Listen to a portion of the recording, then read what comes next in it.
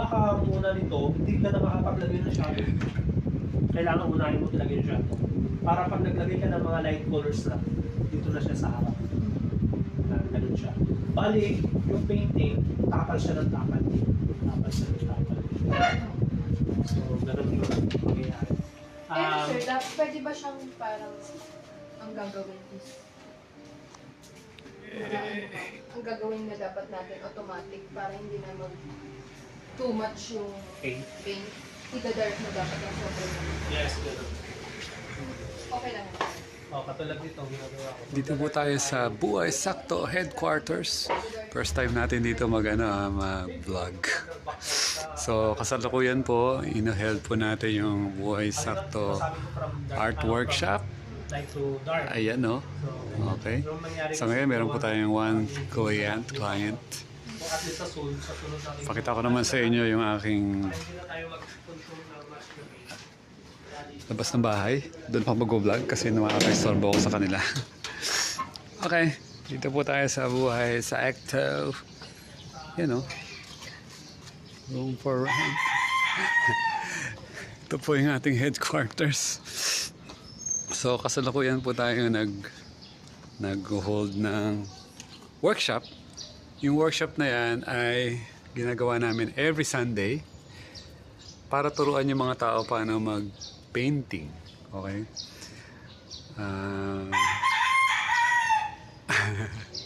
So, dito po yan ginagawa sa tabi lang ng malaking simbahan na yan. Dito po sa Rubio Street. Hindi nga lang. So, next Sunday, baka available kayo. Meron kami ulit niyan. So, ganda ba nung harapan? Ito nga pala yung harap ng bahay. Yan, meron siyang baybayin or alibata. Itutuloy ka na to. Vlog na to na 12 minutes. Anong pwede natin sabihin? Wala tayong masabi. So, ito ang environment po natin. Marami dito mga bikers, motorbikers.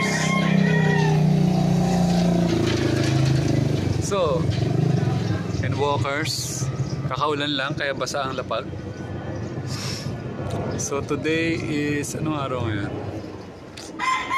Ang araw ngayon ay 12. July 12.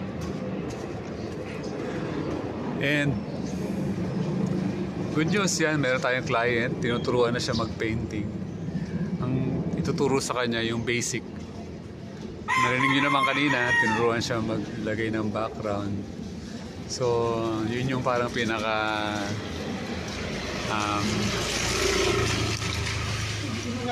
ha? Yung bahay. Ito po, may naglalakad na bata. Ayan oh. Happy siya oh. Naka-jacket kasi malamig. Ano yun? Mayroong manok. Ha? Pasok ka na sa aking vlog.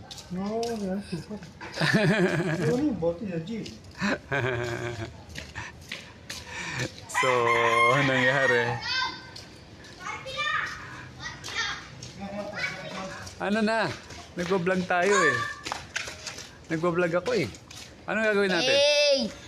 Hey! Parkil lang. Parkil ako ng peso. Ba't kayo? Ang dami nyo naman. Hindi, kami lang, dalawa. Rento. Parkil lang, 10 ko ito. Maliit lang. Dati po kasi meron tayong bike for rent. Yan po yung ating mga dating kliyente. Ang ganda ng mga advocacy natin, no? Nagtuturo tayo ng art. Tinuturuan natin yung mga tao mag-bike. Lahat ng bagay na masaya and enjoy. Ito po ang neighborhood natin. Ito po ang ating mga kapaligiran. At may tumatilaok na manok. Ano naman pag-uusapan natin? Oh, sige, may pag-uusapan tayo. Ano ba yung buhay sakto? Bakit ba para saan ba yung buhay sakto na yan? Kasi kanina tinanong ako doon nagkwentuhan kami doon sa loob. Sabi, ano ba yung buhay sakto na yan? Yung sakto, yung word na laging nagre-resonate sa akin nung ako'y nagmumuni-muni 3 or 4 years ago. Pag naririnig ko yung word na sakto, parang ang ganda pakinggan nun ah. Tuwing kailan mo ba siya naririnig? Naririnig mo siya pag parang sa English ang katumbas niya, perfect, sakto. Dito mga Pilipino sinasabi, sakto. Pag may mga nangyayaring perfect situation, sasabihin ng tao, sakto. Sakto may dadaang babae. Ito. So, sabi ko, okay. Yun yung gagawin ko title ng aking vlog. At yung gagawin kong bagong personality ko na para sa akin, reminder din. Kasi dumating din naman tayo sa point na mahilig tayo sa sobra. Pag bibili ka ng bagay, ayaw mo ng konti, gusto mo sobra. Ang nangyayari sa sobra, nasasayang lang. So, ayaw na natin bumili ng sobra. Dapat laging sakto lang. Alam mo, yung pagbibili ka ng mga bagay. Bibili ka ng marami, tapos magugulat ka na lang. Na ano lang, nasira lang. Ay, ayaw ko rin yan. Yung magsasaing. Magsasaing ka ng 5 gatang. Tapos hindi mo pala uubusin. Ba't hindi mo siya gawing sakto? Ako, asar na asar ako niyan kapag may natitirang butil. Kasi pagkain yan, hindi yan dapat tinitira.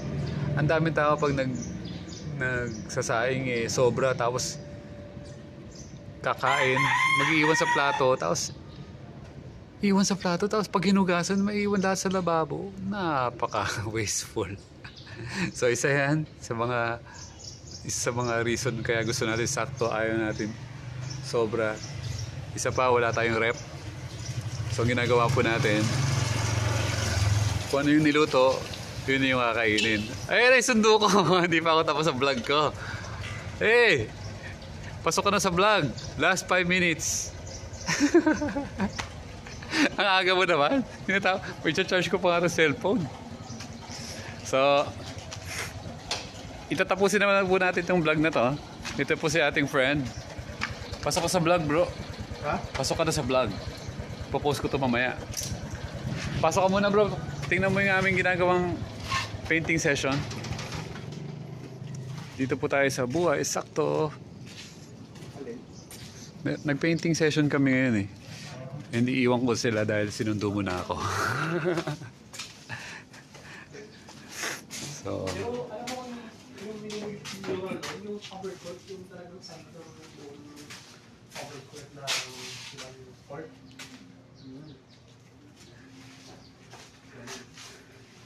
so yan na siya. Tatapusin ko na itong vlog kasi hinihintay na tayo ng ating friend. So, yan po yung sunset. Alas 4 na yata. May lakad kami. Okay. Thank you for watching. Dito natin tatapusin. Huwag niyo pong kalimutan. Buhay sakto lang po tayo. Dapat lagi tayong malaya, masaya, at payapa. Bye-bye. Kaway ka naman dito. Yo.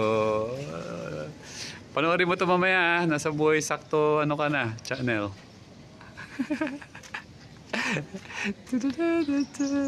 Thank you for watching. Malaya, masaya at payapa po tayo. I love you all. Bye.